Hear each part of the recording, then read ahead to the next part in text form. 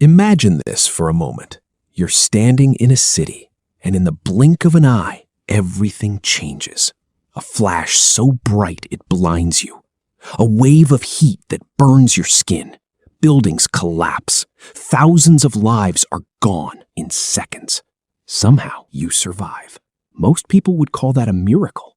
But just 3 days later, the impossible happens again.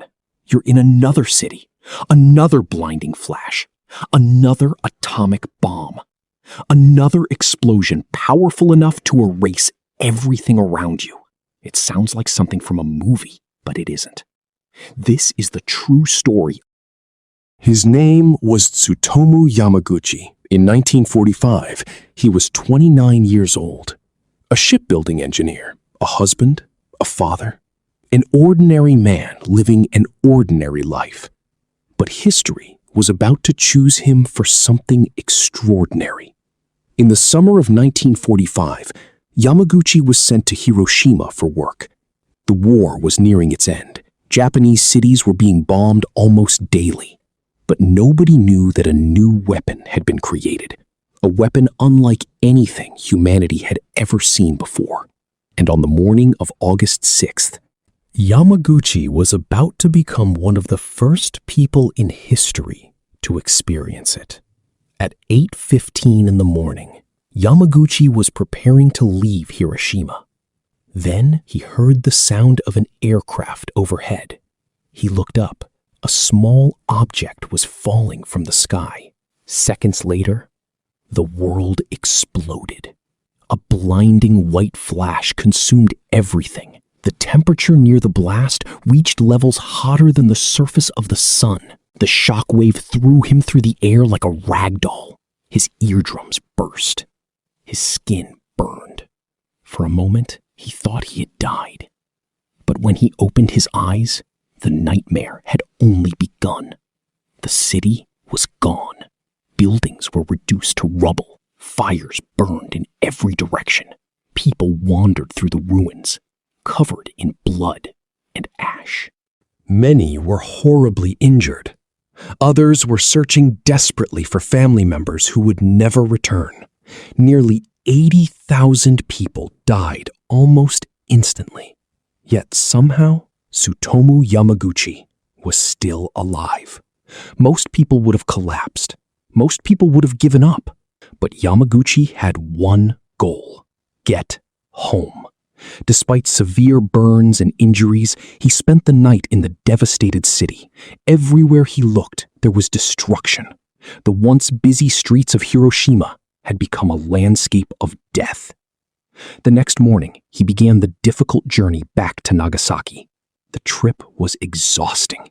The country was in chaos. Transportation systems were damaged. Communication was failing. Yet somehow, he made it home. He hugged his family. And for the first time since the explosion, he felt safe. The nightmare was over. Or so he believed.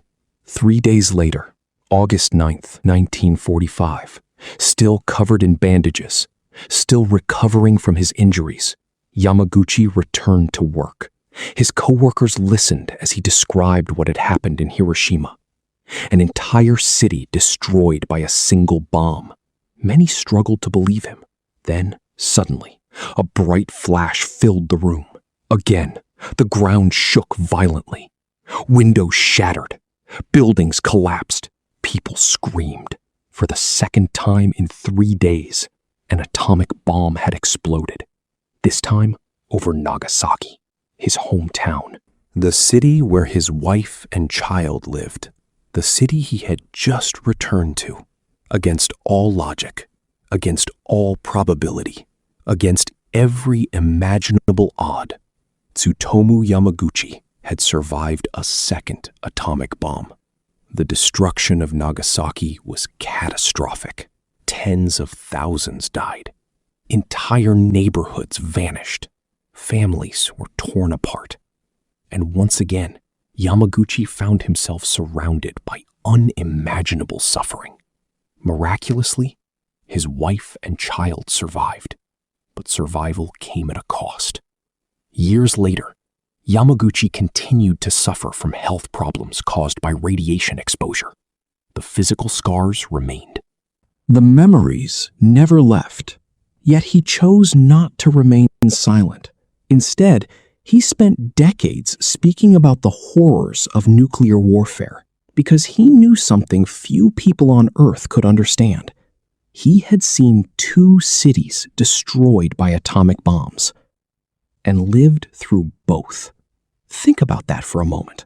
One atomic bomb is already one of the deadliest events a human being can experience. The odds of surviving one are incredibly small, but surviving 2? Historians still describe Yamaguchi's story as one of the most extraordinary survival stories ever documented. Not because he was a soldier, not because he was protected, not because he had special training, but because fate placed him at the center of 2 of history's most devastating disasters. And somehow, he walked away from both. When people hear this story, they often focus on the miracle, the luck, the impossible survival. But Tsutomu Yamaguchi wanted people to remember something else. The cost, the suffering, the lives that were lost. Because behind every statistic was a human being, a family, a story, and